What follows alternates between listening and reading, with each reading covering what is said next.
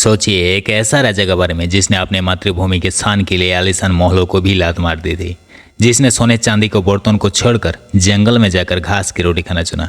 एक ऐसा सूरवीर जिसने अपने उसूलों से कभी कोई सौदा नहीं किया और उस दौर के सबसे ताकतवर बादशाह अकबर के सामने कभी सिर नहीं झुकाया। इतिहास की किताबों में हमें अक्सर पढ़ाया जाता है कि 18 जून 1576 को हुआ हल्दीघाटी का युद्ध अकबर ने जीता था, लेकिन क्या ये कहानी पूरा सच है? क्या होगा अगर मैं आपको बताऊं कि उस जंग के बाद अकबर का सबसे ताकतवर सेनापति मान सिंह की जीत की खुशी नहीं बल्कि शर्मिंदगी और हार का बोझ लेकर लौटा था, और इसीलिए गुस्से से भरे शहंशाह अकबर ने उसे महीने तक अपने दरबार में घुसने तक नहीं दिया था। आज हम इतिहास के उन पन्नों को पलटेंगे जिनमें छिपी है वीर शिरोमणि महाराणा प्रताप की वीरता की वो असली कहानी जो हमें शायद पूरी नहीं बताई गई। ये वो दौर था जब दिल्ली के तख्त पर मुगल बादशाह जलालुद्दीन मोहम्मद अकबर का सिक्का चलता था। अकबर की एक ही जिद थी कि पूरे हिंदुस्तान को अपने मुगलिया परचम के नीचे लाना, जिसके लिए वो अपने सम दम दंड भेद सब कुछ अपना रहा था। राजपुताना के बड़े बड़े राजा, चाहे वो आमेर हो, बीकानेर हो या जोधपुर के राजा हो, अकबर की ताकत के आगे सब झुक गए थे। कोई ने तो अपनी बेटियों की शादी मुगल खानदान में करके रिश्तेदारियों भी बना ली थी, लेकिन एक ऐसा सियासत थी जिसे झुकाना अकबर के लिए एक अधूरा सपना बन गया था, और वो था मेवाड़। मेवाड़ की सिसोदिया राजवंश ने अपनी आज़ादी को हमेशा ही अपनी जान से ज़्यादा चाहा था। महाराणा प्रताप के पिता महाराणा उदय सिंह ने भी अकबर की गुलामी कबूल करने से साफ मना कर दिया था। आखिर वो दिन आ गया। 9 मई 1540 को कुंभलगढ़ किले में जन्मे कीका यानी हमारे प्रताप।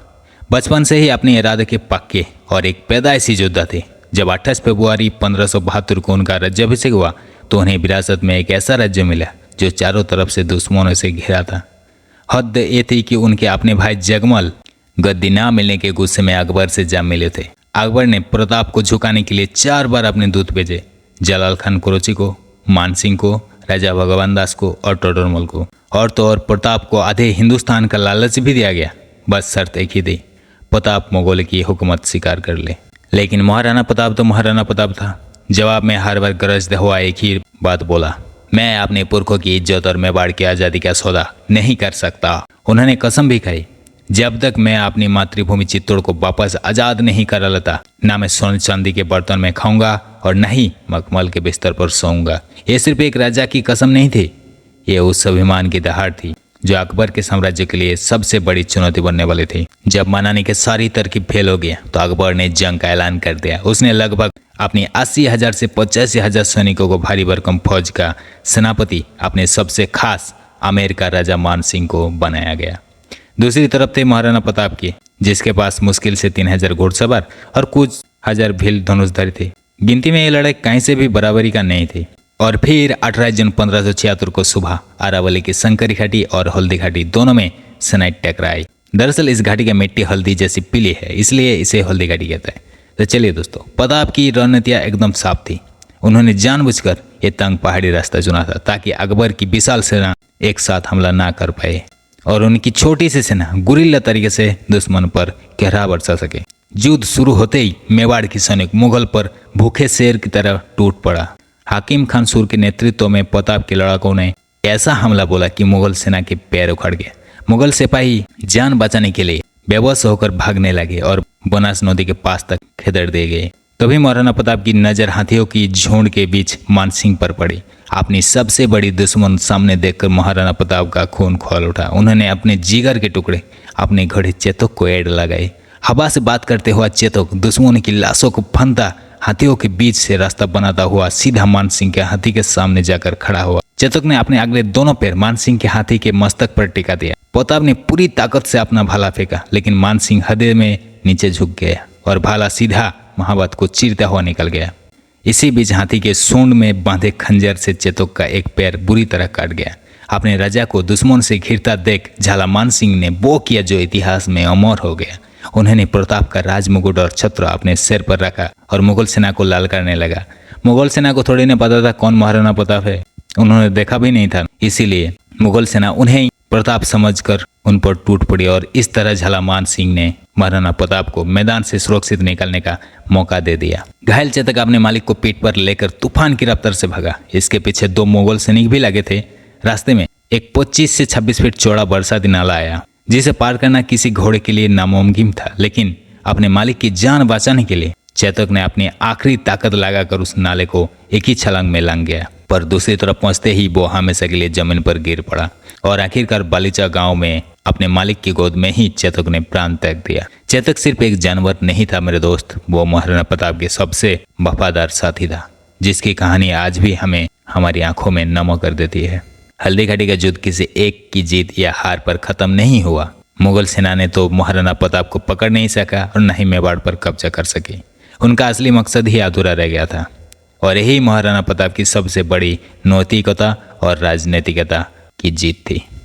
लेकिन इसके बाद वक्त महाराणा प्रताप का और उनके परिवार के लिए इम्तिहान से भरा था। उन्होंने अरावली के घने जंगलों में अपना घर बनाया। वो जमीन पर सोते थे और जंगली फल खाकर गुजारा करते थे। एक कहानी झूठी नहीं है कि उनके बच्चों को घास की रोटियां खाना पड़ा और एक बार तो एक जंगली बिल्ली उनकी बेटी के हाथ से रोटी भी छीनकर भाग गई। जरा सोचिए उस राजा और उसके परिवार पर क्या बीते होंगे। लेकिन प्रताप है, उसका हौसला नहीं टूटा। उन्होंने भील संप्रदाय और स्थानीय लोगों को अपनी ताकत बनाया और मुगलों के खिलाफ छापामार लड़ाई जारी रखी। महाराणा प्रताप का संघर्ष हमें सिखाता है कि आपके पास क्या है ये जरूरी नहीं है, आपका हौसला कितना बुलंद है ये जरूरी है। अगर इस महान योद्धा की कहानी ने आपको दिल छुआ है तो इस वीडियो को लाइक करें और कमेंट्स में जय मेवाड़ जरूर लिखें। ऐसा ही अनुसुनी वीर कथाओं के लिए हमारे चैनल को सब्सक्राइब करना ना भूलें। जब महाराणा जंगल में अपनी ताकत फिर से जुटा रहे थे तब उनके पुराने मंत्री भामाशाह ने अपनी पूरे जिंदगी के कमाई लेकर उनके पास पहुंचे। उन्होंने 25 लाख रुपया और 20,000 सोने की असरफिया महाराणा के पैर में रख दी। यह मदद इतनी बड़ी थी कि इसे 25,000 सैनिकों को 12 साल तक का खर्चा चला सकता था। इस मदद ने बुझती हुई चिंगारी को फिर से आग बना दिया। अब महाराणा प्रताप पहले से भी ज्यादा ताकतवर थे। उन्होंने एक एक करके मुगल की चौकियों को उखाड़ना शुरू कर दिया। इस लड़ाई का सबसे अहम मोड़ था 1582 में दिवेद का युद्ध। इस युद्ध को मशहूर इतिहासकार कर्नल जेम्स टॉड ने मेवाड़ का मैराथन कहा था। विजयदशमी के दिन महाराणा प्रताप ने दिवेद की मुगल चौकी पर हमला बोला और आखिरकार विजयदशमी के दिन महाराणा प्रताप ने दिवेद की मुगल चौकी पर हमला बोला, जिसका मुखिया अकबर का चाचा सुल्तान खान था। युद्ध शुरू होते ही प्रताप के बेटे अमर सिंह ने सुल्तान खान पर ऐसा भला मारा कि वो भला सुल्तान खान और उसके घोड़े को चीरता हुआ जमीन में जा धंसा। अपने सेनापति का ये हाल देखकर मुगल सेना में भगदड़ मच गई। दिवेद की जीत ने सब कुछ बदल दिया।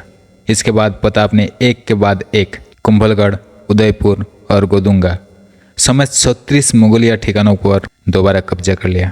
उन्होंने चंबड़ को अपनी नया राजधानी बनाया। 1585 के बाद अकबर की हिम्मत नहीं हुई कि वो मेवाड़ की तरफ कोई बड़े फौज भेज सके। महाराणा प्रताप ने अपनी जिंदगी के आखिरी 12 साल सुकून से गुजारे और मेवाड़ के एक बहुत बड़े हिस्से को फिर से आज़ाद कर लिया था। और आखिरकार 19 जनवरी 1597 को अपनी राजधानी चंबड़ में एक शिकार के दौरान धनुष की डोरी खींचते वक्त लगी चोट के कारण इस महान योद्धा का निधन हो गया।